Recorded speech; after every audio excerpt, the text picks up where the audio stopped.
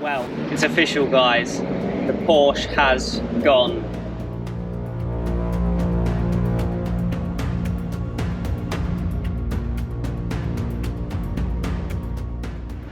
Well, it's official, guys. The Porsche has gone.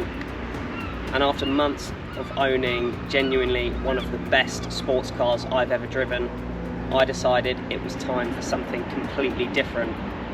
This time, I didn't want the factory perfect sports car. I wanted something ridiculous, something outrageous, something that made absolutely no sense at all. And I thought I had found their perfect car. Now, I travelled 6 hours halfway across the country to view what I would thought would be my new car. But you'll see shortly, things don't always turn out as expected. Welcome back, everyone. I'm Charlie, and I think it's time to admit something to you guys. I have a serious problem. I've become obsessed with cars.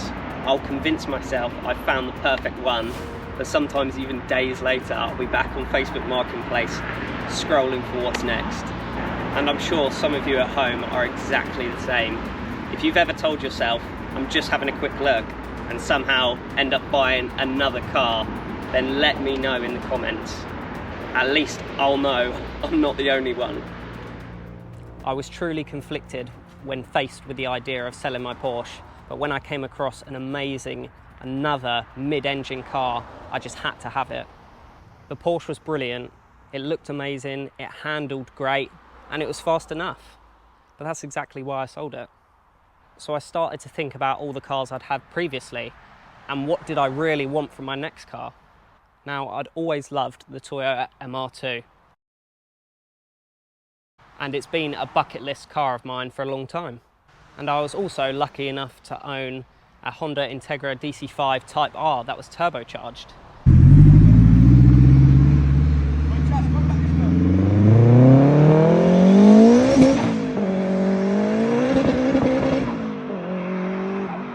So I thought to myself, is there any way I could combine both of these elements of cars I like into one vehicle?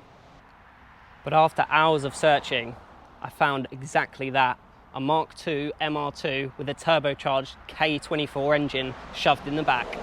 I genuinely thought I'd found the perfect car. So I booked the train ticket and travelled 6 hours halfway across the country to get what I thought would be my next car. Unfortunately, it just wasn't what I hoped. Personally, not building the car, there was a lot of things that I couldn't quite get my head around, and I thought it might be a risky idea taking on something that somebody else had put together that I have no idea about.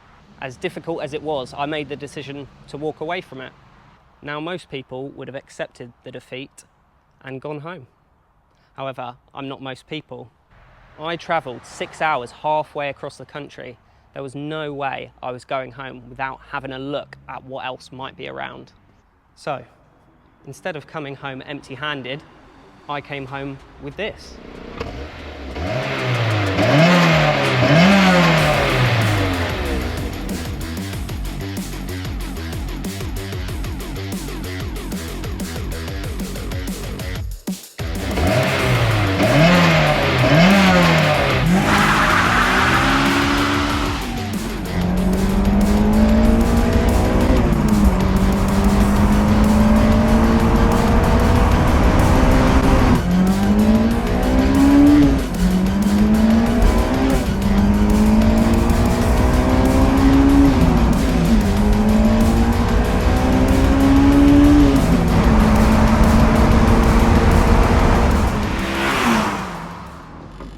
Now, this Honda S2000 is a bit of a legend in its own right.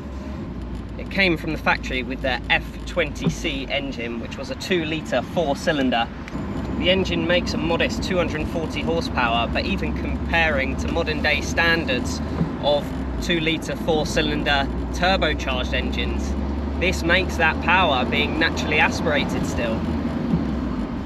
Now, the engine is a rear-wheel drive layout, and Honda made sure they mount the engine quite far back in the chassis behind the front axle to give it an incredible weight balance from front to rear. Now, I've only spent a very short time behind the wheel of this car so far, but my first impressions are amazing. It handles great, it's got a good amount of power, not the most by modern day standards, but it is still an incredibly fun car to drive, and I understand why people love these cars so much. And if any of you guys know about the VTEC, that's something Honda's a legendary for. It really is something to experience, and it screams all the way to 9,000 RPM.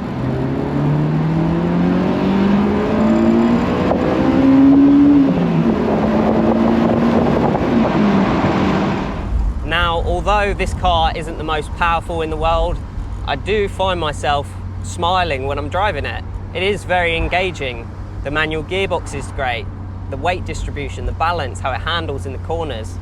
These are all things that make it a great driver's car. In some respects, it's similar to the Porsche in that way. Now, this isn't the actual replacement I planned for, and this is probably going to be just a shorter term car for me. But hopefully, in the meantime, before we move it on, we can enjoy it, because to be perfectly honest, it is a great car. Today didn't go anything like I planned. Sometimes you can spend weeks dreaming about the perfect thing, only to come home with something completely different. The search for my next crazy project is not over. I think there's a really valuable lesson we can all take away from today, is that even if you're traveling to go and look at something, don't ever feel like you have to take it just because you've made the journey. Honestly, I felt terrible thinking that I'd wasted this guy's time by getting him to show me around the car and all the bits and pieces.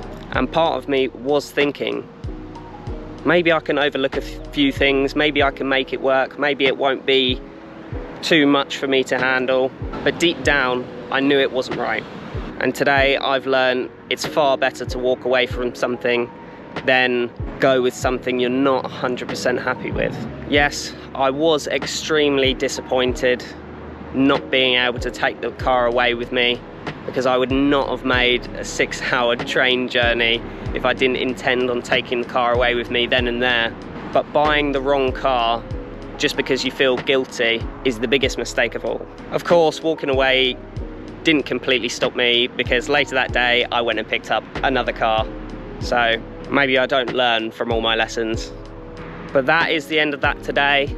And if you guys are still here in the video, I appreciate you very much. I wanted to bring you guys along on the full journey of what it's like when you really go and look at buying cars. And today didn't really work out for me personally, but that's just how it goes sometimes. But if you would like to see what we get up to next, then please be sure you're subscribed, give it a like, and we'll see you in the next one.